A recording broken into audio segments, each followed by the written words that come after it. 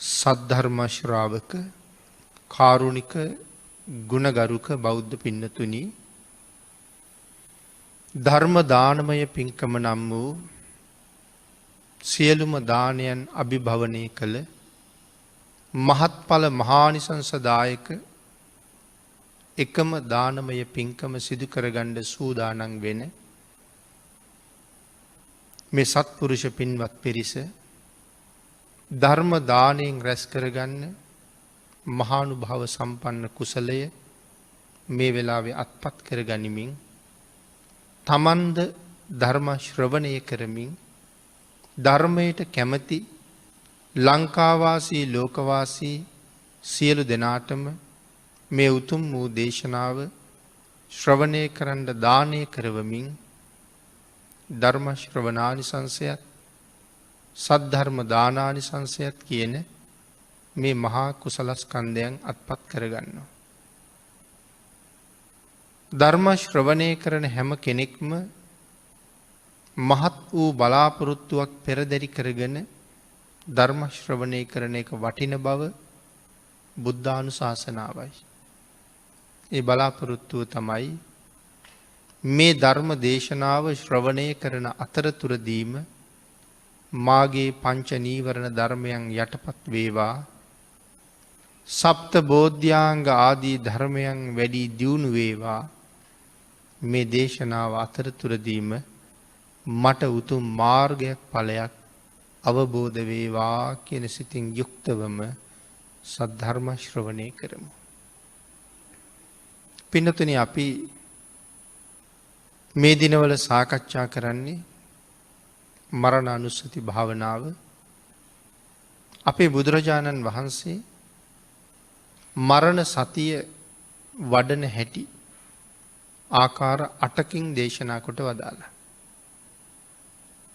ඒකේ 7 වෙනි ක්‍රමය තමයි අපි සාකච්ඡා කරමින් හිටියේ.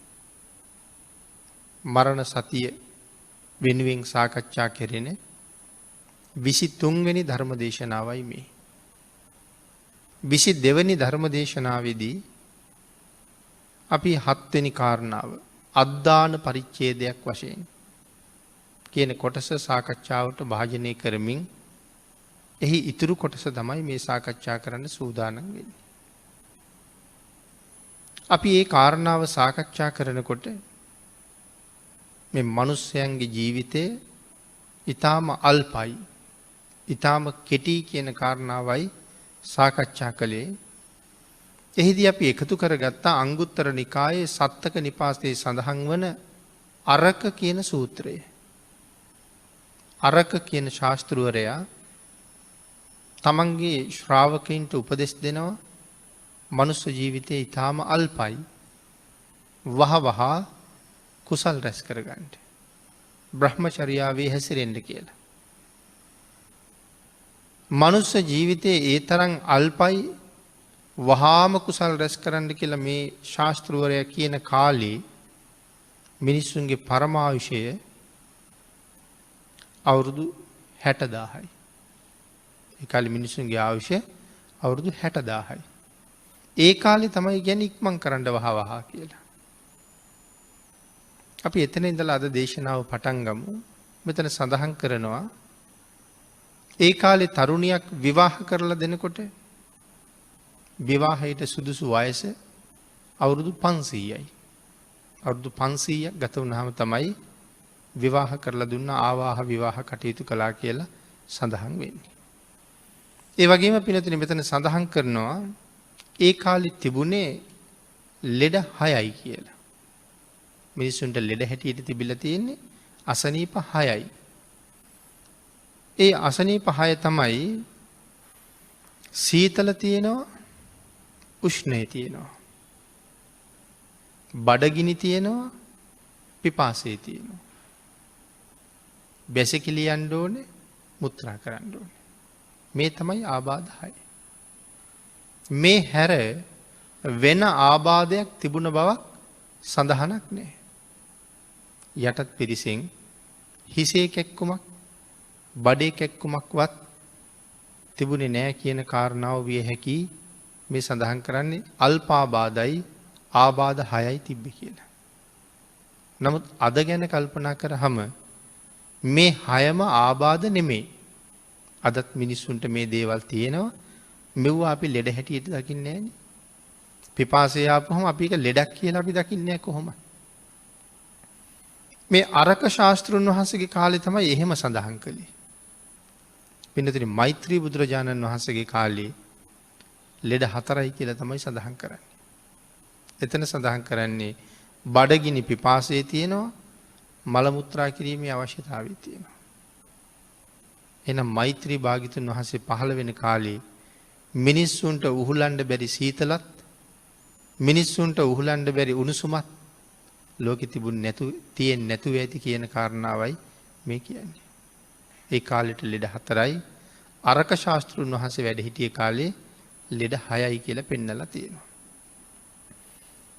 පින්නතිනි මෙතන සඳහන් කරනවා බුදුරජාණන් වහන්සේ දේශනා කරනවා මහණෙනි මෙතරම්ම දීර්ඝායුෂ ඇති කාලේ ආබාධ අඩු කාලේ මෙම අරක නම් ශාස්ත්‍රුන් වහන්සේ මෙහෙම ධර්ම දේශනා කළා නම් මෙහෙම අල්පාබාධ තියෙන කාලේ දේශනා කළේ වහවහ යහුසුලුව කුසල් කරගන්න කියලා.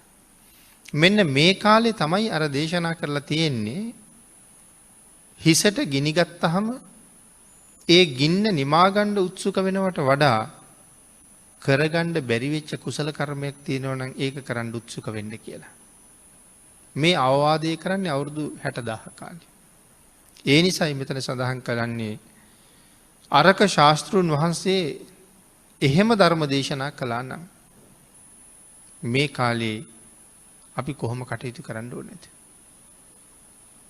මේ කාලේ අපිට තියෙන අසනීප මොනවද කියලා අපි දන්නෙත් නැහැ. සමහර කෙනෙක් මැරිලා වලලලා මාස ගාණක් ගියහම තමයි පරීක්ෂණ වලින් වාර්තා එන්නේ අහවල් ලෙඩේ හැදිලා තිබින්නේ කියලා. ඒ කියන්නේ වෛද්‍යවරයෙකුටත් හොයාගන්න බැරි ලෙඩ මේ කාලේ තියෙන්නේ. අනික මෙතන කතා කරන්නේ අවුරුදු 60000ක් ගැන. අපේ කාලේ පරමාවිෂය අවුරුදු 120යි.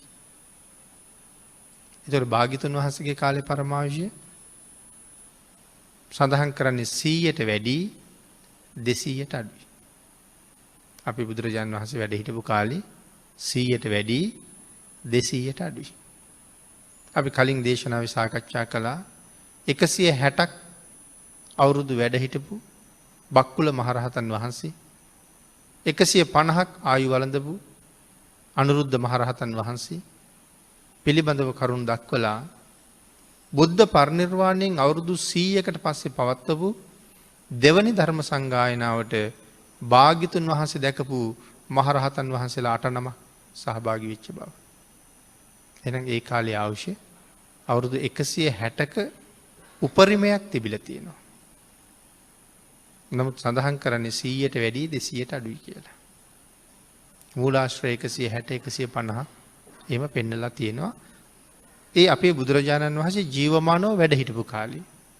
එතකොට මේ කාලේ පරමාවිෂ ගැන කතා කරනකොට සාමාන්‍ය 120න් වාගේ සීමා වෙලා තියෙනවා. ඒ වුණාට අපි 100ක්වත් ජීවත් වෙන කෙනෙක් මේ කාලේ ඊටාම කලාතුරකින් තමයි අහන්නේ. සාමාන්‍ය අපේ ආයුෂය 65 75 80 වගේ සීමාවට ඇවිල්ලා තියෙනවා. ආබාධවලත් සීමාවක් නැහැ. එහෙමනම් මේ කාලේ අපි කුසල් රැස් කරන්න කොහොම උත්සුක විය යුතුද කියන කාරණාව අපිටවත් තේරෙන්නේ නැති තරම් කරුණක්. නමුත් කුසල් රැස් කරන බවක් නම් පේන්නේ ඊටාම අඩුවෙන්මයි. සංසාරේ කොච්චර බය නිසා මෙහෙම කරුණු දක්වන්නේ ඇද්ද? මෙතන සඳහන් කළා අද හැටියට බැලුවහම මේ අරක ශාස්ත්‍රුන් වහන්සේගේ කාලේ ලෙඩ තිබිලා නැහැ කියන කාරණාව තමයි අපිට කියන්න තියෙන්නේ. සඳහන් කරනවා බ්‍රාහ්මණයිනි මිනිසයන්ගේ ජීවිතය අල්පයි, ඊතා සුළුයි, ඊතා කුඩයි, වහවහ පෙරලෙනවා. බොහෝ දුක් සහිතයි. අරක ශාස්ත්‍රුන් වහන්සේ සඳහන් කරනවා. අපි මේ කාරණාව කලින් දේශනාවේ සාකච්ඡා කළා. එතකොට පින්නතුනි අද මුලින් සඳහන් කළා වගේ ලෙඩ 100 ගණන් මිනිස්සුන්ට තියෙනවා. මේ කාලේ හැටියට එදා තිබිච්ච දේවල් ලෙඩක් නෙමෙයි කියලා සඳහන් කළා. බහු දුක්ඛං බොහෝ දුකක් තියෙනවා. ඒ දුක් මෙච්චරයි මෙපමණයි කියන්න බැරි තරම් අසීමාන්තික දුක්ඛන්දරාවකුත් මේ කාලේ තියෙනවා. ලෙඩ කන්දරාවකුත් තියෙනවා. ආයුෂත් බොහොම අඩුයි. එහෙනම් මොන තරම් වේගෙන් අපි කුසල් කරන්න යොමු විය යුතුයද කියන කාරණාව මෙතන සිහිපත් කරනවා. එතකොට එදා කාලේ බොහෝ දුක් සහිතයි. දැන් අද අපිට ඊටාම දුක් සහිතයි. දැන් මේ ලෙඩ 6ක් තිබ්බ කාලෙත් කියන්නේ බහු දුක්ඛං. ජීවිතේ බොහෝම දුකයි. එතකොට අපිට තේරෙන්නේ නැහැ ජීවිතේ බොහොම දුකයි කියලා එදා කිව්වේ ඇයි කියලා. සමහර වෙලාවට දිව්‍ය තලයක තිබිච්ච සැප තිබුණේ නැහැ. ඒ වගේම ධානලාභියෙකුට තිබිච්ච සැප එදා කාලේ ඒ මිනිසුන්ට තිබෙත් නැහැ. දිව්‍ය ලෝකයක තියෙන සැපත් ධානලාභියෙකු භුක්ති විඳින සැපයක් නොතිබුණ නිසා අරක ශාස්ත්‍රුන් වහන්සේ බහු දුක්ඛං කියලා කියන්නේ ඇති. ඊළඟට මෙතන සඳහන් කරනවා පින්නතුනේ බුදුරජාණන් වහන්සේටත් ආබාධ කීපයක් තිබුණා කියලා. අපේ බුදුරජාණන් වහන්සේටත් ලෙඩ කීපයක් තිබුණා. ඒ ලෙඩ පිළිබඳව පිටකයේ තැන් තැන්වල සඳහන් කරලා තියෙනවා. එක වෙලාවක සඳහන් කළා භාග්‍යතුන් වහන්සේට කොන්දේ අමාරුවක් තිබුණා කියලා. ධර්ම දේශනාවක් පවත්වන අතරතුර මේ කොන්දේ ආබාධයේ මදක් උත්සන්න වුණාම එතන ධර්ම දේශනාව සිදු කරන්න වැඩ ඉන්න සුදුසුම භික්ෂූන් වහන්සේට කතා කරලා භාග්‍යතුන් වහන්සේ නතර කරන තැන ඉඳලා දේශනාව ඉදිරියට කරගෙන යන්න අවවාද කරලා බුදුරජාණන් වහන්සේ සුගන්ධ කුටියට වැඩම කරලා සිංහසෙයියාවෙන් මදක් සැතපෙනවා කියලා. මොන හේතුව නිසාද? කොන්දේ ආබාධය නිසා. එතකොට විශේෂයෙන් සඳහන් කරන්න ඕනේ බුදුරජාණන් වහන්සේගේ මේ කොන්දේ ආබාධය කියලා කීවට ඒක දරා ගන්න බැරි වේදනාවෙන් පිරිච්ච බවක් එහි තිබුණේ නැහැ කියලා. බුදුරජාණන් වහන්සේ පුදුම කායික සුවයක් තිබුණ කෙනෙක්. චූටි හරි වෙනස් වීමක් වෙනකොට ඒකට කියන්නේ එහෙනම් ආබාධයක් කියලා. මොකද අවුරුදු 29ක් වෙනකන් කිවිසුමක්වත් ගියේ නැති ජීවිතයක් භාග්‍යතුන් වහන්සේට තියෙන්නේ. සම්ප්‍රතිශ්‍යාවක්වත් හැදිලා නැහැ කියලා අපිට හිතන්න පුළුවන්. ලෙඩෙක් දැක්කහම චන්න අමාත්‍යයෙන් අහනවා ඒ කවුද කියලා. ස්වාමීනි ඒ ලෙඩෙක් කියලා කියන්නේ කවුද? එහෙමනම් 29ක් අවුරුදු සම්පූර්ණ වෙනකන් සිද්ධාර්ථ කුමාරයා ලෙඩක් කියන්නේ මොකක්ද? ලෙඩෙක් කියන්නේ කවුද කියන කාරණාව දැනගෙන හිටපු නැති එකෙන් ඊටාම අල්පාබාධයි කියන එක අපිට හොඳටම ප්‍රත්‍යක්ෂයි. නමුත් ධර්මයේ සඳහන් කරනවා භාග්‍යතුන් වහන්සේට හැදුන අසනීප කීපයක් තියෙනවා කියලා. එහෙනම් ඒ 29 අවුරුද්දෙන් පස්සේ තමයි මේ කාරණා ඇති වෙන්නේ නැත්තේ. කොන්දේ අමාරුවක් තිබුණ බව සඳහන් කරනවා. මේ කොන්දේ අමාරුව මොන හේතුව නිසාද කියලා පැහැදිලි කරනකොට සංයුක්ත නිකාය පළවෙනි පොතේ දේව හිත කියන සූත්‍රයේ තමයි මෙහෙම සඳහන් කරන්නේ. මොන හේතුව නිසා කොන්දේ අමාරුව හැදුනද? දුෂ්කර ක්‍රියා කරන කාලේ ආහාර අඩු බව නිසා ඇති වුණ තත්වයක් මේකට හේතු වුණා කියලා. නමුත් සමහර වෙලාවට කර්ම විපාක වාගේ කර්මවල විපාක පිළිබඳව සඳහන් කරන ඇතැම් පොත්පත්වල මේ සඳහා තවත් වෙනත් කරුණු දක්වලා තියෙනවා. සංසාරගත ජීවිතේ මෙන්න මේ වාගේ ක්‍රියාවක් Taman අතින් සිදුවෙච්ච නිසා මෙහෙම කොන්දේ අමාරුවක් තිබුණා කියලා. සමහර තැන්වල මුණ ගැහිලා තියෙනවා. Tamanගේ පෙර භවයේ ඈත සහෝදරයෙකුට පහර දුන්න අවස්ථාවක් නිසා ඇතිවෙච්ච ආබාධයක් සඳහන් කරනවා. ඒ කොන්දේ අමාරුව ගැන නෙමෙයි. කොන්දේ අමාරුව ගැන සඳහන් කරනකොට පැහැදිලි කරන්නේ මල්ලවපර ක්‍රීඩකයෙක් එක්ක සටන් කරන්න ගිහිල්ලා ඒ ක්‍රීඩකයා දෙකට නමලා කොන්ද කැඩුවා කියලා. ආන් ඒ කොන්ද කඩාපු අකුසල කර්මය තමයි මේ තාමත් දිගින් දිගට සංසාරයේ ඇවිල්ලා ලෞතුරා බුද්ධත්වයේ ලබාපු ආත්මෙත් මේ විදිහට විපාක දෙන්නේ කියලා සඳහන් කරලා තියෙනවා. නමුත් දේවහිත සූත්‍රයේ සඳහන් කරනවා දුෂ්කර ක්‍රියා කරන සමයේ අල්ප ආහාර ගත්ත නිසා ඇතිවෙච්ච ආබාධ තත්වයක් කියලා. හැබැයි දේවහිත සූත්‍රය කියලා කියන්නේ කෙලින්ම ත්‍රිපිටකයේම සඳහන් වෙන කරුණයි මේ කියන්නේ. එහෙනම් පරිබාහිර පොතක තිබුණ කරුණු අපිත් දේශනාවල් වල පෙර සඳහන් කරලා තියෙනවා. මේ කරුණ. නමුත් ඒ සියලු දේවල් වලට වඩා පිටකයේ තියෙන කාරණාවට අපි ගරු කළ යුතුයි. ඒ නිසා කලින් සඳහන් කරපු කරුණ වෙනත් පරිබාහිර ග්‍රන්ථයක සඳහන් වෙලා තිබුණ නිසා හැබෑවටම මේ සිද්ධිය එවන් සිද්ධියක් නිසා නූනානං භාග්‍යවතුන් වහන්සේගේ කොන්දේ ආබාධය ධර්මරත්නයට හානියක් සිදු වෙලා තියෙනවා නම් පළමුවත් දෙවනුවත් තෙවනුවත් එහෙම කරපු දේශනාව ඒ ප්‍රකාශය සම්බන්ධයෙන් ධර්මරත්නයෙන් සහ භාග්‍යවතුන් වහන්සේගෙන් සමාව අයදිනවා කියන කාරණාව විශේෂයෙන් සිහිපත් කරනවා. එහෙනම් දේවහිත සූත්‍රයේ සඳහන් වෙන්නේ ආහාර අඩු බව නිසා ඇතිවෙච්ච ආබාධ තත්ත්වයක් කියලා.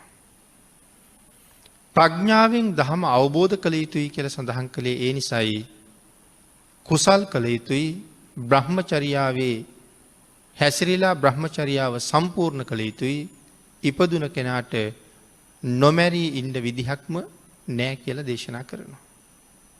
යමෙක් ඉපදුනොත් නොමැරීමක් නම් නෑ. ඒ කාන්තයෙන්ම මරණයට පත් වෙනවා. ඒ නිසා වහ වහාම කුසල් රැස් කළ යුතුයි. බ්‍රහ්මචර්යාව අඩු නැතුව සම්පූර්ණ කරගත යුතුයි කියන කාරණාව සිහිපත් කරනවා. ඒතරහිකෝතං භික්කවේ සම්මා වදමානෝ වදෙය්‍ය මහණෙනි මෙකල්හි ඒ කාරණාව යමෙක් මනාව කියනවා නම් අප්පකං ජීවිතං මනුස්සානං අල්පයයි මිනිස්සුන්ගේ ජීවිතය. පිනතින එහෙම කීවේ මේ අරක ශාස්තෘන් වහන්සේගේ උපදේශය අදටත් හරියටම ගැලපෙන හින්දා.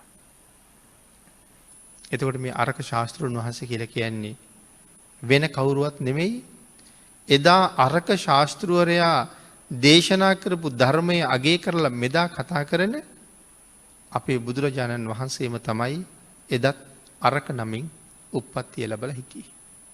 එහෙනම් අරක ශාස්තෘවරයාත් බුදු පියාණන් වහන්සේත් සංසාරගත ජීවිතයේ දෙන්නෙක් වගේ පෙනුනට හැබෑවටම මේ කෙනෙක්මයි. මෙතන සඳහන් කරනවා අපි ආයුෂය ගැන නැවත වැඩිම වුණොත් මේ කාලේ අවුරුදු 120යි. බුදුරජාණන් වහන්සේ ඒ ආයුෂය අපිට මෙන්න මෙහෙම බෙදලා පෙන්නනවා. භාග්‍යවතුන් වහන්සේ පෙන්නනවා වර්ෂ 100ක් කෙනෙක් ජීවත් වුණොත් අවුරුදු 100ක් ජීවත් වුණොත් ඍතුන් තියෙනවා 300ක්. අවුරුදු 100ක් ජීවත් වෙන පුද්ගලයෙකුට ඍතුන් 300කට මුණ දෙන්න වෙනවා. ඒක තමයි හේමන්ත ඍතුන් 100යි. ගිම්හාන ඍතුන් 100යි. වස්සාන ඍතුන් 100යි. එතකොට 300යි. අවුරුද්දකට ඍතු 3යි. එතකොට අවුරුදු 100ක් ජීවත් වෙනවා නම් ඍතු 300යි. මාස තියෙනවා 1200ක්. ඊළඟට සඳහන් කරනවා ගිම්හානයට මාස 4යි, හේමන්තයට මාස 4යි, වස්සානයට ගිම්හානයට මාස 400යි, හේමන්තයට 400යි, වස්සානයට 400යි. පුරහා අවපක්ෂ හැටියට බැලුවොත් 2400යි. මාස එක පැත්තක් පුරපක්ෂය, අනිත් පැත්ත අවපක්ෂය. පුර පැත්තේ පෝය ගැන කතා කරනට අපි කියනවා පුර අටවක කියලා, අව පැත්තට යනකොට අව අටවක කියනවා. මැද්දේ පසළොස්වක කියලා අපි කියනවා. එහෙනම් මාසේ දෙකට බෙදුනොත් 2400යි. පුර හා අව වශයෙන්. ඊළඟට බුදුරජාණන් වහන්සේ මෙහෙම ගණන් දක්වද්දී සඳහන් කරනවා රාත්‍රීන් නම් 36000යි. අවුරුදු 100ක් ජීවත් වෙන කෙනෙකුට රාත්‍රීන් එළඹෙන්නේ 36000යි. ඒ කියන්නේ අවුරුදු 100ක් ඉන්නවා කියලා කියන්නේ අපිට ජීවත් වෙන්න තියෙන දවස් 36000යි. එහෙම කල්පනා කරාම නම් තේරෙනවා මෙච්චරද ජීවත් වෙන්නේ කියලා. අවුරුදු 100ක් කියනකොට ලොකුවට හිතෙනවා. දවස් ගණන් කියහම දවස් 36000යි ඉන්න තියෙන්නේ. ඊළඟට සඳහන් කරනවා මේ අවුරුදු 65ක් 70ක් වගේ කාලේ එහෙනම් අපේ ආයුෂය මොනතරම් වේගෙන් පිරිහිලාද කියලා. කැලෙන්ඩර් එක කොලේ අපි දවසින් දවස කඩලා අයින් කරනවා. එහෙම කැලෙන්ඩර් තියෙනවනේ. දිනේ දිනේ කඩලා අයින් කරන කැලෙන්ඩර් තියෙනවා. ඒ වාගේ දවස් 70යි නම් ජීවත් වෙන්නේ. අවුරුදු 70යි නම් ජීවත් වෙන්නේ. දවස් ගාන හදලා බලලා දවසක් ගෙවිලා නැවත අලුතෙන් දවසක් උදා වෙනකොට හරියට අර කැලෙන්ඩරේ කොලයක් ගලවලා අයින් කරා වගේ මට ජීවත් වෙන්න තිබිච්ච දිනවලින් එකක් අයින් වෙලා ගිහිල්ලා. එහෙම අයින් කර බැලුවොත් දැන් මට මෙච්චරයි ජීවත් වෙන්න දෙන්නේ කියලා. මං හිතනවා මිනිස්සු මීට වඩා පින්කම් කරන්න උත්සුක වෙයි කියලා. මීට වඩා ගුණධම් රැස් කරන්න උත්සාහ ගනී. මොකද මට ජීවත් වෙන්න තියෙන කාලය මෙච්චරයි. ඒකෙනුත් දැන් දවසක් ඉවරයි. දැන් ඒ වුණාට අපිනේ තියාගෙන ඉන්නේ 70ක් 75ක් කියලා. කවුද දන්නේ 20න් මැරෙයිද කියලා? 25න් මැරෙයිද කියලා? අපි හිතාගෙන හිටියට රැකියාවක් හම්බ වෙයි අපිට. රැකියාවක් වෙනුවෙන් හොඳට මහන්සි වෙලා ඉගෙන ගන්නවා. ඒ සියල්ලම කරලා උපාධියත් අරගෙන සමහරට උපාධි සහතිකය අරගෙන ගෙදර එන ගමන් මැරෙන්නත් පුළුවන්. පත්වීම් ලිපිය ගණ්ඩ යනකොට මැරෙන්නත් පුළුවන්. අරන් ගෙදර එනකොට මැරෙන්නත් පුළුවන්. තාම රස්සාවට ගියේ නෑ. අපි මේ 70 හදාගෙන හිටියට 70 ජීවත් වෙනවා කියලා කාරණාවක් නම් කොහෙත්ම නෑ. කැලෙන්ඩරේ දින ගලව හිටියට අපිට දින අඩු කර හිටියට මේ 70කට ඉන්න පුළුවන් වෙන එකක් කොහොමත් නෑ. ආන් ඒ හින්දා පින්නතුනි මෙතන ආහාර වේල් ගණනත් බුදුරජාණන් වහන්සේ ගණන් වලින්ම දේශනා කරනවා. ඊළඟට ආහාර වේල් ගණන එහෙම සඳහන් කළාට අපි හැමදාම ආහාර ගත්තෙත් නෑ. අපි කිරි බීපු කාලේ බත් කෑවේ නෑ. එතකොට තව අපි බත් නොකා ගත කරන කාල ලෙඩ හැදිලා බත් කෑවේ නැති දවස් තියෙනවා. කෑම පෙන්නන්නවත් බැරුව හිටපු දවස් තියෙනවා. පුංචි කාලෙත් කිරි බීලා ඉවර වෙලා බත් කන කාලේ මුරණ්ඩුකමට කෑම නොකා හිටපු අවස්ථා තියෙනවා. ලොකු වෙලා අම්මා තාත්තා එක්ක තරහ වෙලා කෑම නොකා හිටපු අවස්ථා තියෙනවා තව. විවාහ වෙලා බිරිඳ එක්ක තරහ වෙලා ස්වාමියා එක්ක තරහ වෙලා නොකා හිටපු වේල් තියෙනවා. එහෙම කාපු නැති වේල් ටිකත් බලහම මේ කෑම වේල් ගණනත් භාග්‍යතුන් වහන්සේ පෙන්නලා තියෙනවා. ඒකිනුත් අපි ආහාර නොගත්ත වේල්ම කීයක් තියෙනවද? හැබැයි අද වේල අත්හැරියහම ඒ වේල ආයේ කවදාවත්ම අනුභව කරන්න වෙන්නේ නැහැ. උදේ වේලයි දවල් වේලයි දෙකම කෙනෙකුට අනුභව කරන්න බෑනේ. එක වේලයි පුළුවන්. එහෙනම් එහෙම බලහම කෑම වේල් ගණනත් භාග්‍යතුන් වහන්සේ පෙන්නනවා. හරියටම ගණන් හදලා කීවහම සඳහන් කරනවා ඒ ගන්න ආහාර වේල් ගණන ඊට වඩා හුඟක් අඩු වෙනවා කියලා. අවුරුදු 100කට වේල් මෙච්චරයි කියලා හදලා තියෙනවා. මේ කාරණා නිසා ආහාර වේල අපි අත්හැරලා තියෙනකොට ඒ ගණන් හදාපු ගානටත් වඩා අඩුවෙන් තමයි අපි ආහාර අරන් තියෙන්නේ. ඊළඟට පින්නතුනි මේ සූත්‍රය අපි සඳහන් කරපු කරුණු ටික මේ සූත්‍රයත් එක්ක කොහොමද ගැලපෙන්නේ කියන කාරණාව මෙතන සිහිපත් කරනවා. බුදුරජාණන් වහන්සේ දේශනා කරනවා මහණෙනි මා විසින් වර්ෂ 100ක් ඉන්න මිනිසයාගේ ආයුෂයත් ගණන් හැදුවා. මහණෙනි මම අවුරුදු 100ක් ජීවත් වෙන මිනිසයාගේ ආයුෂයත් ගණන් හැදුවා.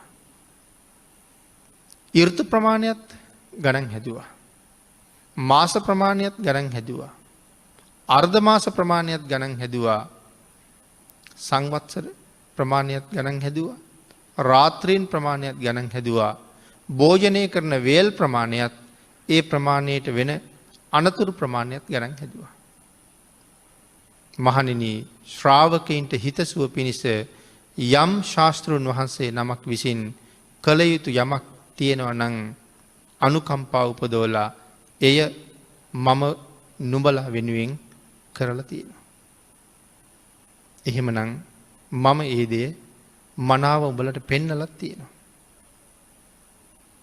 තව කුමන කාරණාවක් හින්දා වීරය වඩන්නේ නැතුව ඉන්නවද? බ්‍රහ්මචර්යාවේ හැසිරෙන්නේ නැතුව ඉන්නවද? සිල් ගුණ පුරන්නේ නැතුව තව කල් මරනවද කියන කාරණාවයි භාග්‍යතුන් වහන්සේ අහන්නේ. මෙච්චර පැහැදිලිව මම කරුණු පෙන්නලා මරණය පිළිබඳවත් කරුණු දක්වලා ජීවත් වෙන්න තියෙන කාලයත් පෙන්නලා මාස ගණනින් දවස් ගණනින් කෑම වේල් ගණනින් ඍතුන් ප්‍රමාණිනුත් පෙන්නලා තියෙනවා. එහෙනම් මේ අවුරුද්ද උදා වෙලා තවම දින කීපයයි. මුල් මාස 4 එක ඍතුවක්, ඊළඟ මාස 4 තව ඍතුවක්, ඊළඟ මාස 4 තව ඍතුවක්. එහෙනම් අප්‍රේල් මාසෙට එනකොට අපි කල්පනා කරන්න ඕනේ මට ඍතුන් තියෙන්නේ 300යි 100ක් ඉන්නවනම් ඒකෙන් ඍතුවක් ඉවරයි. අපිට එහෙම හිතන්න බෑ අපේ ඍතුන් දැන් සෑහෙන ප්‍රමාණයක් ඉවර වෙලයි තියෙන්නේ අපේ වයසේ හැටියට. ඒකත් එක ගණනය කරලා බලන්න ඕනේ මට තව ඍතු කීයද ඉන්න තියෙන්නේ කියලා. එහෙනම් මම තාම කුසල් දහම් රැස් කිරීම පැත්තෙන් බොහොම මදි වෙන්න පුළුවන්. ඒ හින්දා එහෙනම් වහවහ උත්සුක වෙන්න වෙනවා. මහණෙනි රුක්ෂ මූල තියෙනවා. භාග්‍යතුන් වහන්සේ දේශනා කරනවා. මහණෙනි රුක්ෂ මූල තියෙනවා. මහණෙනි ශූන්‍යාගාර තියෙනවා. ධ්‍යාන වඩව් මහණෙනි, පමානවව් මහණෙනි, පසුතැවිලි නොවව් මහණෙනි. පස්සේ පසුතැවිලි වෙන්න එපා. ධ්‍යාන වඩන්න උත්සාහ කරන්න පමා වෙන්න එපා. මෙය තොපට අපගේ අනුශාසනාවයි. ජීවිතයේ මහණෙනි මේ තරම් කෙටි. මම ඒ බව පෙන්නවා මෙන්න රුක්ෂ මූල තියෙනවා, මෙන්න ශූන්‍යාගාර තියෙනවා. ධ්‍යාන වඩන්න. පමාන වෙන්න. සිල් ගුණ දියුණු කරන්න, අබ්‍රහ්මචර්යාවේ හැසිරෙන්න. බහවහා සංසාරයෙන් එතර යන්න කටයුතු කරන්න මේක මගේ අනුශාසනාවයි කියලා ඊටාම පැහැදිලිව බුදුරජාණන් වහන්සේ දේශනා කරනවා. ඒ බුද්ධ වචනයට කීකරු වෙච්ච අය ලෝකේ ඉන්නේ බොහොම සුළු ප්‍රමාණයයි. හැබැයි යමෙක් කීකරුද ඒ කීකරු හැමෝම ජීවත් වෙන්නෙත් සතුටින්, මැරෙන්නෙත් සතුටින්. මැරිලා ගිහිල්ලා ඊට වඩා හුඟක් සතුට තියෙන තැන්වල, සැපය තියෙන තැන්වල උප්පත්තිය ලැබෙනවා. අපි ඒකට කැමති නම් වහවහ බුද්ධානුශාසනාවට කීකරු වෙන එක අපේ යුතුයකම. සැපය, සතුට බලාපොරොත්තු වෙනවා. මේ ලෝකේ යමෙක් සැප කැමති නම් පින්නතිනේ වුන් කවදාවත් පව් නම් කරන්නේ. සැප කැමති අය පව් කරන්නේ. සැපය කැමති නැති අය පවට බය නැහැ. සැපයට කැමති අය පවට හරි බයයි. එහෙනම් හැම වෙලාවෙම පවට බය වෙලා කුසලයේ සඳහාම ඇලෙන්න ඕනේ. නමුත් ලෝකේ යන්නේ හුඟක් අනිත් පැත්තට කුසලයට ඇලෙන්නේ නැතුව මිනිස්සු වැඩියෙන් ඇලිලා තියෙන්නේ අකුසලයේ පැත්තටමයි. මේ තමයි අරක සූත්‍රය. අරක සූත්‍රයේ මේ කාරණා ටික ගලපලා භාග්‍යතුන් වහන්සේ පෙන්නනවා. මරණානුස්සති භාවනාව දැක්වෙන තවත් සූත්‍ර අපි පිටකේ තියෙනවා. අපි විශේෂයෙන් මේ දේශනා මාලාව පුරාම සාකච්ඡා කරන්නේ විසුද්ධි මාර්ගයේ සඳහන් වෙන කොටස. නමුත් පිටකේ තියෙන සූත්‍රවල කරුණුත් අරගෙන සම්බන්ධ කරගන්න නිසයි මේ අරක ආදී සූත්‍ර මේ විදිහට කෙටියෙන් මෙතෙන්ට සම්බන්ධ කරගත්තේ. තවත් මරණය පිළිබඳව කතා කරන සූත්‍ර පිටකේ නැතුව නෙමෙයි. තවත් සූත්‍ර තියෙනවා. ඒ වගේ එක සූත්‍රයක් තමයි අංගුත්තර නිකායේ අට්ඨක නිපාතේ සඳහන් වෙන මේ චක්ක නිපාතේ 40 වෙනි පිටුවේ තියෙන එක සූත්‍රයක සඳහන් කරනවා. අංගුත්තර නිකායේ අට්ඨක නිපාතයේ සූත්‍රයක් තියෙනවා. අංගුත්තර නිකායේ චක්ක නිපාතේ 40 වෙනි පිටුවේ මරණ සතිය පිළිබඳව කතා කරන තව සූත්‍රයක් තියෙනවා. එතන සඳහන් කරනවා මේ නාදික කියන ප්‍රදේශයේ බුදුරජාණන් වහන්සේ වැඩ වාසය කරන කාලේ. මේ කාලේ බුදුරජාණන් වහන්සේ ගඩොල් වලින් හදපු ආවාසයක තමයි වැඩ ඉඳලා තියෙන්නේ. ගිජ්ජකාවසතේ කියලා සඳහන් කරලා තියෙනවා ඒ නිසා. එහි ඉඳලා භික්ෂූන් වහන්සේලා ආමන්ත්‍රණය කරලා බුදුරජාණන් වහන්සේ දේශනා කරනවා මහණෙනි මරණය පිළිබඳව සිහිය වඩන ලද්දේ බහුලව වඩන ලද්දේ එය මහත්ඵල මහානිසංස වෙයි. යම් කෙනෙක් මරණය සිහිපත් කරනවා නම් මරණය අනුස්මරණය කරමින් භාවනාවක් කරගන්නවා නම් ඒක මහත් ආනිසංස ගෙනල්ලා දෙනවා කියලා. මරණ සතිය වැඩිම ඊ타වත්ම ආනිසංසදායකයි.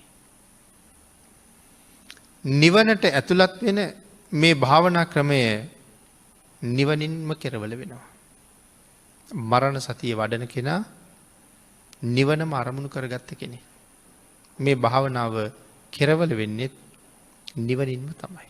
එහෙනම් මරණ සතිය නිවන දක්වාම හේතු වෙන භාවනා ක්‍රමයක්. බුදුරජාණන් වහන්සේ අපෙන් ප්‍රශ්නයක් අහනවා මහණෙනි නුඹලා මරණ සතිය වඩනවද? භික්ෂුන් වහන්සේලාගෙන් අහනවා මහණෙනි නුඹලා මරණ සතිය වඩනවද? එහෙම ඇහුවාම ඒක භික්ෂුන් වහන්සේ නමක් පිළිතුරු දෙනවා ස්වාමීනි මම මරණ සතිය වඩනවා. මහණ නැත්නම් භික්ෂුව ඔබ කොහොමද මරණ සතිය වඩන්නේ? උන්වහන්සේ සඳහන් කරනවා ස්වාමීනි මට හිතෙනවා එක රැයක් එක දවාලක් ජීවත් වෙමින් භාග්‍යතුන් වහන්සේගේ අනුශාසනාව කරන්න ඉඩ ලැබුණොත් හොඳයි කියලා. එක රැයකුයි එක දවාලකුයි මට ජීවිතේ තිබ්බොත් ඇති. භාග්‍යතුන් වහන්සේගේ අනුශාසනාව සම්පූර්ණ කරන්න මට ඒක ප්‍රමාණවත්. ඊළඟට සඳහන් කරනවා බුදුරජාණන් වහන්සේ තවත් භික්ෂූන් වහන්සේ කෙනෙක්ගෙන් මේ කාරණාව අහලා. ඒ භික්ෂූන් වහන්සේ සඳහන් කරනවා ස්වාමීනි මමත් මරණ සතිය වඩනවා. උන්වහන්සේගෙනුත් අහනවා භික්ෂුව ඔබ කොහොමද මේ වැඩේ කරන්නේ? උන්වහන්සේ සඳහන් කරනවා මට දවල් කාලයක් ජීවත්ව භාග්‍යවතුන් වහන්සේගේ අනුශාසනාව මෙනෙහි කරමින් කළ යුතු දේ කරන්න තිබුණොත් හොඳයි. මට එක දවාලක් කලින් භික්ෂුන් වහන්සේ කිව්වේ මට රැයකුත් දවාලකුත් තිබුණොත් මේ අනුශාසනාව කරන්න. දෙවනි භික්ෂුන් වහන්සේ කියනවා මට එක දවාලක් තිබුණොත් භාග්‍යවතුන් වහන්සේගේ අනුශාසනාවට අනුව කටයුතු කරන්න. මම ඒක සම්පූර්ණ කරනවා. තුන්වෙනි භික්ෂුන් වහන්සේ නමක් දන්වනවා කෙසේද නුඹ මරණ සතිය වඩන්නේ කියලා අහපුවාම ස්වාමීනි එක පිණ්ඩපාතයක් වළඳන කාලයක් තුල මට භාග්‍යවතුන් වහන්සේගේ අනුශාසනාවට අනුව කටයුතු කරන්න ලැබුණොත් මට බොහෝ දේ කරන්න පුළුවන්. එක පිණ්ඩපාතයක් වළඳන තරම් කාලයක්. ඒ කියන්නේ දහවල් නම් දහවල් දානේ වළඳන්න ගත කරන කාලේ මට ඉඩ තිබ්බොත් ඇති කියලා කියන්නේ. හතරවෙනි භික්ෂුන් වහන්සේ සඳහන් කරනවා ස්වාමීනි මමත් මරණ සතිය වඩනවා. බුදුරජාණන් වහන්සේ අහනවා භික්ෂුව ඔබ කොහොමද මරණ සතිය වඩන්නේ? උන්වහන්සේ සඳහන් කරනවා ස්වාමීනි බත් පිඩු 4ක් හෝ 5ක් හපලා ගිලිනතුරු ජීවත් වෙන්න තිබ්බොත් මට ඇති. බත් පිඩු 4-5ක් හපලා ගිලින කාලයේ ජීවත් වෙන්න තිබ්බොත් භාග්‍යවතුන් වහන්සේගේ අනුශාසනාව කරගන්න මට ඇති. පින්නතුනි අපේ බුදුරජාණන් වහන්සේ මේ 4 නමකගේ මේ උත්තරවලට සවන් දුන්නා. ඒ අතරේ 5 වෙනි භික්ෂුන් වහන්සේ නමක් කියනවා ස්වාමීනි මමත් මරණ සතිය වඩනවා. බුදුරජාණන් වහන්සේ උන්වහන්සේගෙනුත් ඇහුවා භික්ෂුව ඔබ කෙසේද මරණ සතිය වඩන්නේ? උන්වහන්සේ සඳහන් කරනවා මට එක බත් පිඩුවක් හපලා ගිලින තරම් කාලයක් භාග්‍යතුන් වහන්සේගේ අනුශාසනාව කරන්න තිබුණොත් මම ඒක හරියට කරගන්නවා. එක බත් කටක් හපලා ගිලින කාලයක්. මට බොහෝ දේ කරගන්න පුළුවන් වෙනවා. මම ඒ කාලය තුල බොහෝ දේ කළා කියලා මම කල්පනා කරනවා. 6 වෙනි භික්ෂුන් වහන්සේ සඳහන් කරනවා ස්වාමීනි මමත් මරණ සතිය වඩනවා. භික්ෂුව ඔබ කොහොමද මරණ සතිය වඩන්නේ? උන්වහන්සේ සඳහන් කළා ස්වාමීනි මට භාග්‍යතුන් වහන්සේ දේශනා කරන ආකාරයෙන් ස්වාමීනි අහෝ මම ඒ තාක් කල් ජීවත් වුණොත් ඇති. කොයිතාක් කාලයක්ද? ඉහළට ගන්න හුස්ම පහළට හෙළන තුරු හෝ පහළට හෙළූ හුස්ම ඉහළට ගන්න තුරු මට ජීවත් වෙන්න ලැබුණොත් මම භාග්‍යතුන් වහන්සේගේ අනුශාසනාව බොහෝසේ කළා වෙනවා. මම භාග්‍යතුන් වහන්සේ අනුව ජීවත් වුණා වෙනවා. මට හුස්ම ඉහළට ගන්න ලැබුණොත් ඇති. එහෙම නැත්නම් ඉහළට ගත්ත හුස්ම පහළට හෙළන්න තිබුණොත් ඇති. එතකොට ආශ්වාස කරන කාලය තුල හෝ ප්‍රාශ්වාස කරන කාලය තුල මට ජීවත් වෙන්න ලැබුණොත් ඇති. 5 වෙනි භික්ෂුන් වහන්සේ 6 වෙනි භික්ෂුන් වහන්සේ මෙහෙම සඳහන් කළා. අපේ බුදුරජාණන් වහන්සේ ඒ පිළිබඳව අනුශාසනාවක් දක්වනවා. යම් භික්ෂුවක් හිතුවනම් එක රාත්‍රියක් සහ දවාලක් මට භාග්‍යතුන් වහන්සේගේ අනුශාසනාව කරගන්න ජීවත් වෙන්න තිබුණා නම් කියලා. එහෙම කීවේ 1 වෙනි භික්ෂුව. තව කෙනෙක් මට එක දවාලක් විතරක් ජීවත් වෙන්න අවස්ථාව තිබුණොත් කියලා. අනික් නම මට එක පිණ්ඩ පාතයක් වළඳන තුරු ඉන්න ලැබුණොත් කියලා කිව්වා. 4 වෙනි නම කිව්වා මට බත් පිඩු 4ක් 5ක් හපලා ගිලින තරම් කාලයක් ජීවත් වෙන්න තිබුණොත් ඇති කියලා. යම් 4 දෙනෙක් මෙහෙම කිව්වද මේ 4 දෙනාම මහණෙනි මම දකින්නේ ඊ타ත්ම ප්‍රමාදී පුද්ගලයෝ කියලා.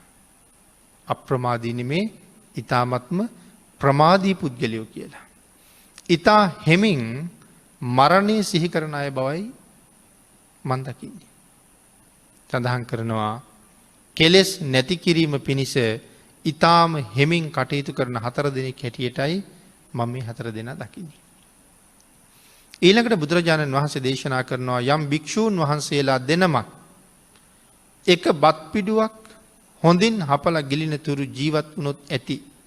හෝ එහෙම නැත්නම් එක ආශ්වාසයක් කරලා ප්‍රාශ්වාස කරන තුරු හෝ එක ප්‍රාශ්වාසයක් කරලා නැවත ආශ්වාස කරන තුරු හෝ ජීවත් වෙන්න අවස්ථාව ඇති වුණොත් කියලා හිතනවා නම් අන්න ඒ භික්ෂූන් වහන්සේලා දෙනම අප්‍රමාදීව වාසය කරනවා කියලා මම සඳහන් කරනවා. එතකොට අපි බුදුරජාණන් වහන්සේ 5 වෙනි භික්ෂූන් වහන්සේටයි 6 වෙනි භික්ෂූන් වහන්සේටයි මනාව ප්‍රශංසා කළා. මුල් 4 දෙනා පිළිබඳව භාග්‍යතුන් වහන්සේගේ සතුටක් පැහැදීමක් නැහැ.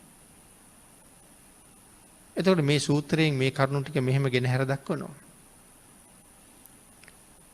අවවාදයක් කරනවා තස්මාතිහ භික්කවේ ඒවං සික්කිතබ්බං. මහණෙනි මෙසේ හික්මිය යුතුයි අප්‍රමාදීව වාසය කළ යුතුයි.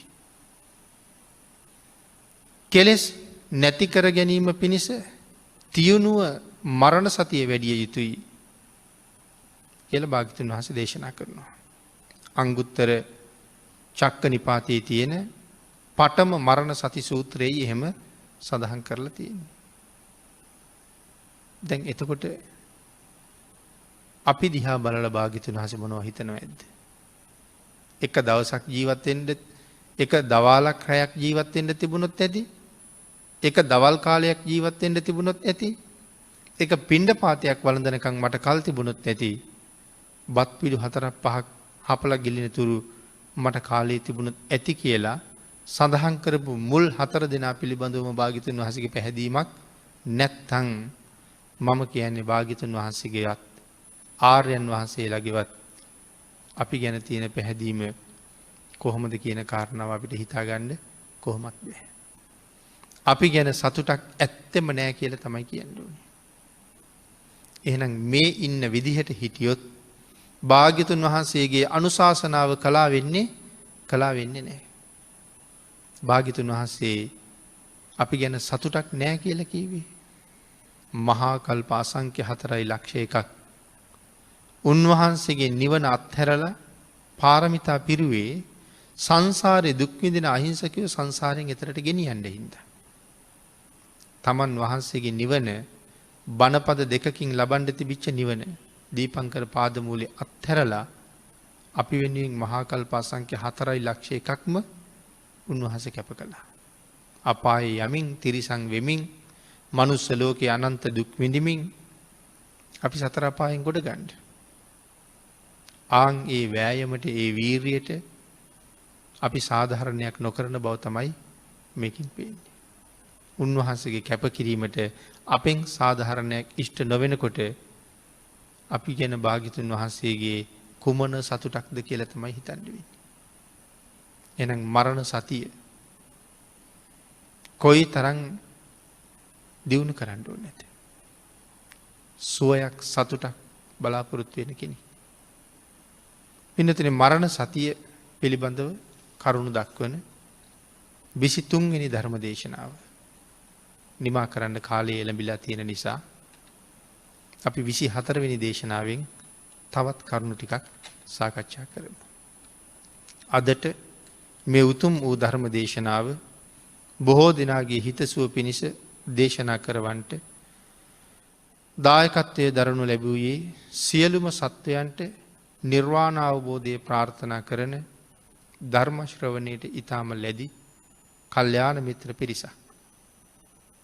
උතුම් අරමුණ බර්ටි මැදගංගොඩ මහත්මයා ඇතුළු මෙම ධර්ම දේශනාවට සියලුම අයුරින් සම්බන්ධ වූ සියලු දෙනාගේම නමින් මියගිය සංසාරගත සියලුම ඥාතීන්ට මේ පින් අනුමෝදන් වේවා කියලා ප්‍රාර්ථනා කිරීමයි.